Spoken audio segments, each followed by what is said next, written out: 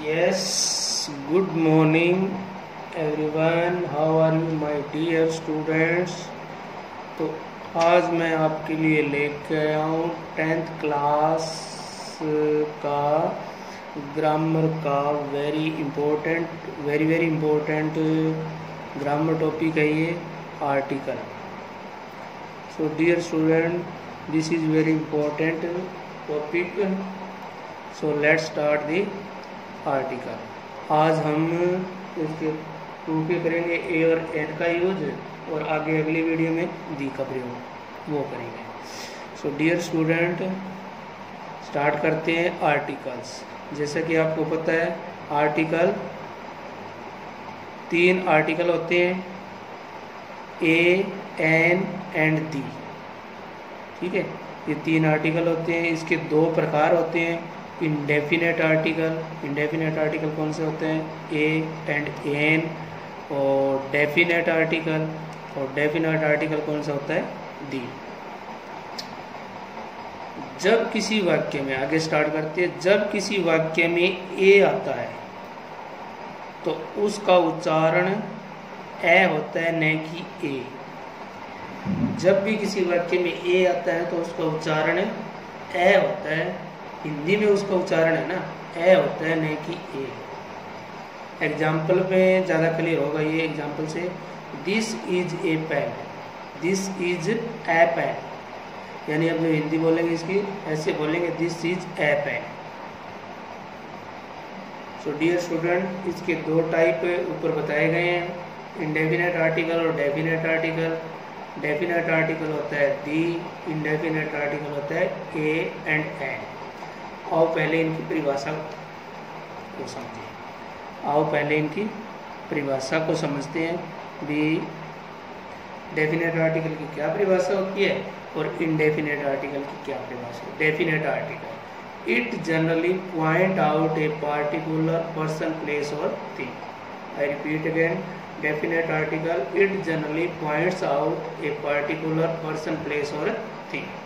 अर्थात definite article वह article होता है जो किसी, डेफिनेट आर्टिकल वह आर्टिकल होता है जो किसी विशेष व्यक्ति, वस्तु या स्थान के साथ प्रयोग होता है. डेफिनेट आर्टिकल वह आर्टिकल होता है जो किसी विशेष व्यक्ति, वस्तु या स्थान के साथ प्रयोग होता है, जिसके बारे में पहले से जानकारी हो. यानी हमें डेफिनेट आर्टिकल का प्रयोग वहाँ पे किया जाता है जिसमें हमें उस नाउन के बारे में या उस थिंग के बारे में पहले से जानकारी हो. अर्थात आर्टिकल दा का प्रयोग उस समय किया जाता है जब हम उस व्यक्ति, वस्तु या स्थान के बारे में पहले से जानते हैं. ठीक है. अब सेकंड आ गया इंडेफिनेट आर्टिकल. इंडेफिनेट आर्टिकल कौन कौन से होते हैं, ए एंड एन. ये दोनों इंडेफिनेट आर्टिकल है. इंडेफिनेट का मतलब होता है अनिश्चित, यानी ये इनका यूज अनिश्चित होता है. डेफिनेशन इसकी ये है, it generally does not point out any particular person, place और thing. It generally does not point out any particular person, place और थिंग. ए या एन का प्रयोग प्राय किसी ऐसे व्यक्ति, वस्तु या स्थान के साथ होता है जिसके बारे में पहले से जानकारी न हो. Yes, definite article a and an, it generally does not point out any particular person, place और थिंग. ए या एन का प्रयोग प्राय किसी ऐसे व्यक्ति, वस्तु या स्थान के साथ होता है जिसके बारे में पहले से जानकारी न हो. यानी जिसके बारे में पहले से जानकारी न हो ना, उसमें उस सेंटेंस में ए या एन का प्रयोग होता है. जैसे एग्जाम्पल लेते हैं, एक एग्जाम्पल से हम इसको ज़्यादा अच्छी तरह से समझ सकते हैं. पापा दरवाजे पर एक या कोई लड़का है. भी जैसे कि हम अंदर बैठे हैं और बाहर दरवाजे पे नॉक होती है, और दरवाजे पर नॉक होती है तो जैसे लड़का बोलता है, पापा दरवाजे पर एक या कोई लड़का है. जैसे दरवाजे पे कोई लड़का है या दरवाजे पे एक लड़का है. आपसे बात करना चाहता है। ये सेंटेंस आप आके पापा को बोलते हैं कि पापा दरवाजे पर एक लड़का है या दरवाजे पे कोई लड़का है आपसे बात करना चाहते हैं। तो ऐसे सेंटेंस में, इस तरह के सेंटेंस में हमें ए का प्रयोग होता है, यानी एक या कोई के अर्थ में, एक या कोई के अर्थ में ए का प्रयोग होता है। अब दूसरा सेंटेंस देखते हैं इसी में, दूसरा सेंटेंस। अब दूसरा वाक्य, दूसरा सेंटेंस हिंदी में समझा रहा हूं पहले। पापा दरवाजा खोलने पर वो लड़का है, पापा दरवाजा खोलने पर वो लड़का है आपसे बात करना चाहता है, यानी वो के अर्थ में पापा भी, इसके बारे में हम पहले से जानते हैं। पापा दरवाजे पर वो लड़का है आपसे बात करना चाहता है, तो ऐसे वाक्य में दा लगेगा। एक या कोई लड़का के लिए ए बॉय, वो लड़का उसके लिए दा बॉय, यानी वो वाले में दा बॉय।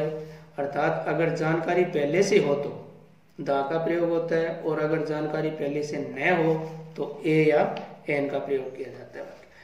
भी हमें अगर जिसके बारे में भी हम बात करते हैं ना, जिस पर्सन के बारे में, जिस वस्तु के बारे में, जिस व्यक्ति के बारे में हम बात करते हैं ना, उसके बारे में अगर हमें पहले से जानकारी है ना तो उसमें दा का प्रयोग होगा, और अगर पहले से जानकारी न होगी तो फिर ए या एन का प्रयोग किया जाएगा। इसकी जानकारी एक अन्य एग्जाम्पल से और अच्छी प्रकार से समझ सकते हैं।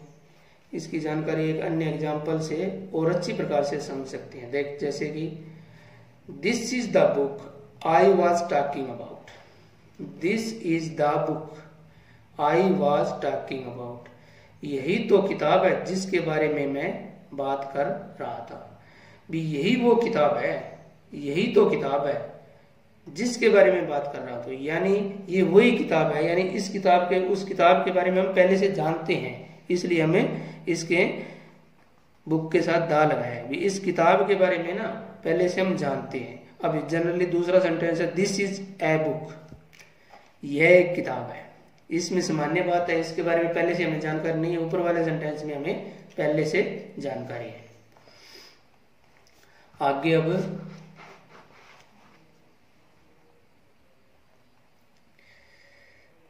अब नंबर फर्स्ट इसका रूल देखते हैं, कहाँ पर ए और कहाँ पर एन का प्रयोग किया जाता है। भी हमें ये पता होना चाहिए भी कहाँ पर तो ए का प्रयोग किया जाता है और कहाँ पे एन का प्रयोग किया जाता है। Where to use a and where to use an, भी कहाँ पे तो ए का प्रयोग किया जाता है और कहाँ पे एन का प्रयोग किया जाता है।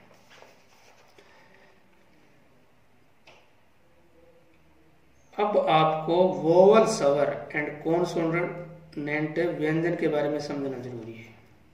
भी ए और एन का प्रयोग समझने से पहले हमें वोवल और कॉन्सोनेंट, वोवल को हिंदी में कहते हैं स्वर है और कॉन्सोनेंट को हिंदी में कहते हैं व्यंजन, इनके बारे में भी समझना जरूरी है, तभी हमें ए और एन का प्रयोग अच्छी तरह से कर पाएंगे।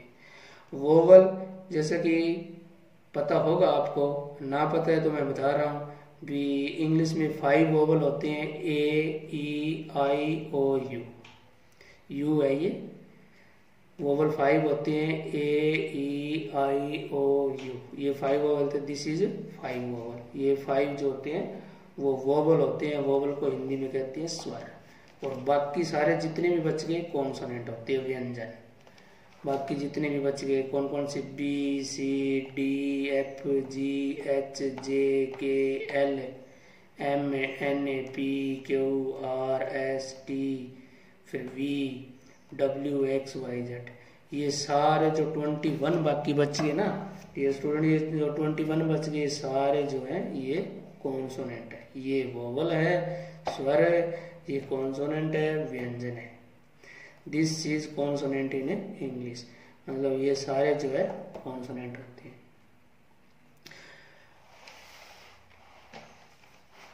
अब आते हैं हम आगे, अब आते हैं इन हिंदी। कॉन्सोनेंट और व्यंजन को तो हमने समझ लिया, अब उसके बाद में आते हैं इनकी साउंड के बारे में, यानी ए या एन का प्रयोग होता है वोवल साउंड से या कॉन्सोनेंट साउंड के हिसाब से, यानी वोवल होना जरूरी नहीं है, वोवल की साउंड होना जरूरी है। अब आते हैं वोवल साउंड से इन हिंदी में, हिंदी में वोवल की साउंड कौन कौन सी होती है? ए, आ, ई, उ, बड़ा उ, ए, ऐ, अंग, ए। ये जो साउंड होती है ना, ये वोवल की साउंड होती है, यानी स्वर की आवाज। स्वर की आवाज इन से आएगी, और कॉन्सोनेंट साउंड व्यंजन की आवाज इनसे आएगी। क, ख, ग, घ, च, ज, झ, ट, ठ, ढ, त, द, ध, प, ब, भ, म, ये, र, ल, व, श, ह, अक्षत्र, अज्ञ। ये सारे जो है ना, ये कॉन्सोनेंट की आवाज है, ये व्यंजन की आवाज है। व्यंजन की आवाज और स्वर की आवाज, इनके हिसाब से ही हमें आर्टिकल ए और एन का यूज करते हैं। अतः आपको आर्टिकल को अच्छी तरह से जानने के लिए हिंदी में वोवल साउंड तथा कॉन्सोनेंट साउंड को अच्छी प्रकार से जानना बहुत जरूरी है। इनकी साउंड को डियर स्टूडेंट आपको बार बार रिपीट करना है, रीड करना है। इनकी साउंड को आपको जानना बहुत ही जरूरी है। वाउल साउंड के बारे में भी जानना पड़ेगा और कॉन्सोनेंट साउंड के बारे में भी आपको जानना पड़ेगा। अब आगे चलते हैं। अब सबसे पहले जानते हैं कि एन का प्रयोग कहाँ कहाँ होता है। अब सबसे पहले हम पता लगाते हैं भी एन का प्रयोग कहाँ पे होता है। If the next word start with a vowel sound, अगर if the next word start with a vowel sound, अगर किसी शब्द का पहली आवाज वोवल साउंड से आती हो तो हम एन का प्रयोग करते हैं। पहली आवाज वोवल साउंड क्या है? सबसे पहले एन का प्रयोग कहाँ पे होता है? सबसे पहले जानते हैं कि एन का प्रयोग कहाँ होता है। If the next word start with a vowel sound, अगर किसी शब्द का पहली आवाज वोवल साउंड से आती है, यानी स्वर की आवाज से आती है, तो हम एन का प्रयोग करते हैं। ठीक है, वोवल साउंड से आती है ना, तो एन का प्रयोग करते हैं। वोवल साउंड मतलब जैसे कि एलिफेंट, एग, इसमें एग, ए की आवाज आ रही है, यानी ए वोवल साउंड है। वोवल साउंड ए की आवाज आ रही है तो इसमें एन का प्रयोग होगा। इसी प्रकार ए का यूज, इसमें वोवल साउंड की आवाज आए तो एन का प्रयोग होगा, और जिसमें कॉन्सोनेंट साउंड की आवाज आए तो फिर कॉन्सोनेंट साउंड की आवाज आएगी तो ए का प्रयोग होगा। और इसी प्रकार if the next word start with a consonant sound, we are used a before the word, अर्थात अगले शब्द की शुरुआत व्यंजन की ध्वनि से होती है तो ए का प्रयोग किया जाता है। पहले शब्द की आवाज है ना, पहले शब्द की आवाज व्यंजन ध्वनि से शुरू होती है ना, तो फिर ए का प्रयोग होता है। जैसे ए यूनिवर्सिटी, ए यूनिवर्सिटी, यू की आवाज, यू एक ये जो होता है ना, ये की आवाज होती है, वो कॉन्सोनेंट साउंड है, ये रेलेवा से कॉन्सोनेंट साउंड है ये, न कि यू तो एक वोवल है, परंतु इसकी आवाज जो है ना, इसकी वोवल, इसकी साउंड जो है ना, वो कॉन्सोनेंट साउंड है। ए यूनिवर्सिटी, भले ही यू एक वोवल स्वर है, वोवल है, स्वर है, लेकिन इस शब्द वर्ड में ध्वनि ये की है जो कि एक कॉन्सोनेंट साउंड है, इसलिए यूनिवर्सिटी के साथ ए लगाया गया है। इसी प्रकार एन आवर, इसमें एच साइलेंट है, आवर के साथ एन क्यों, जबकि एच एक क्या है, कॉन्सोनेंट साउंड, इसलिए यूनिवर्सिटी के साथ ए लगाया गया है। इस प्रकार एन आवर के साथ एन क्यों नहीं लगा, आवर, जबकि एच एक, इसके साथ एन क्यों लगाया अभी, जबकि एच तो एक है, कॉन्सोनेंट व्यंजन है, कॉन्सोनेंट साउंड है। ऐसा इसलिए हुआ है क्योंकि यहाँ पर वोवल साउंड आ है, यानी यहाँ पे जो आवाज आ रही है ना, आवर की आ रही है, हावर की नहीं आ रही, एच इसमें साइलेंट है। और प्राय ऐसा कहा जाता है कि एच तो साइलेंट है, इसमें एच नहीं बोला जाता, एच एक साइलेंट होता है, इसलिए इस प्रकार आवर बोला जाता है, नहीं कि हावर बोला जाता है, इसलिए इसमें एन आया है। डियर स्टूडेंट, इसी प्रकार कुछ और एग्जाम्पल आपके सामने है। इसी प्रकार कुछ और एग्जाम्पल लेते हैं। ए बॉय ये कॉन्सोनेंट साउंड है बॉय बै। ए पेन कॉन्सोनेंट साउंड पे। एन ऑनेस्ट ये वोवल साउंड है, एच इसमें साइलेंट है, ये वोवल साउंड है। ऑनेस्ट वोवल साउंड है इसलिए एन आया है। An year vowel sound. A year ये की आवाज आ रही ईयर, यहाँ पे ये ईयर है, ये ईयर, इसमें यहाँ पर ये से शुरू हुआ है न कि ई से। ये वर्ड है ना ए ईयर, ये से शुरू हुआ है, ये ई से शुरू हुआ है, ये वोवल साउंड है और नीचे वाली कॉन्सोनेंट साउंड है। इसी प्रकार कुछ और एग्जांपल लेते हैं। An M L A vowel sound A आता है, एम एल ए इसलिए एम एल ए के साथ एन लगाता है। वैसे एम तो कॉन्सोनेंट साउंड होती है, वास्तव में होती है तो कॉन्सोनेंट साउंड है, परंतु यहाँ पे आएगा एन क्योंकि A M L A M जो है एक वोवल साउंड है। ए यूनियन एक कॉन्सोनेंट साउंड है। एन ऑरेंज ये एक वोवल साउंड है, ए आ रहा है इसमें ऑरेंज एन आया है। तो डियर स्टूडेंट इसी प्रकार हमें कब दी THE को दी बोलना है और कब हमें द बोलना है, ये भी याद रखने वाली बातें हैं, जरूरी बात है, ये भी हम इसके बारे में जरूर।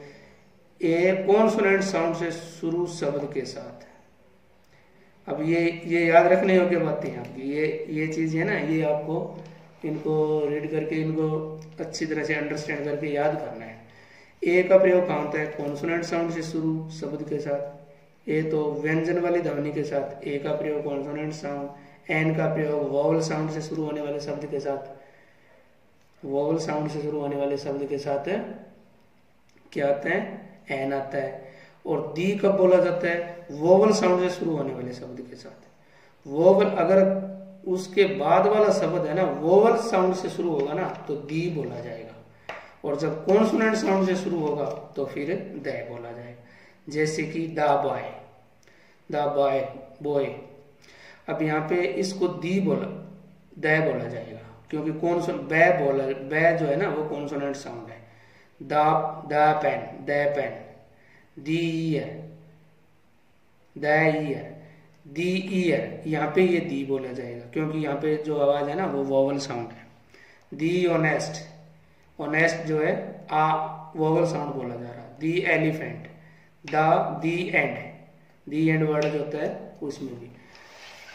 इसी तरह से द हाउस को दा बोला जाएगा, the house. This is an important concept. जो डियर स्टूडेंट ये बहुत ही इम्पोर्टेंट कॉन्सेप्ट है, इसको आपको रीड करना है अच्छी तरह से, अंडरस्टैंड करना है। ये सारा 1 by 1 करके इसको राइट कर लेना है अच्छी तरह से, अंडरस्टैंड करके एक बार दोबारा रिपीट इसको करना है। जितनी ज़्यादा इसको प्रैक्टिस करोगे, practice makes a man perfect. ये स्टूडेंट इसकी 1 by 1 आराम से वीडियो पॉज करके रोक के एक चीज़ को समझना है और क्लियर करना है। तो dear student this is finished, till then good bye, thanks.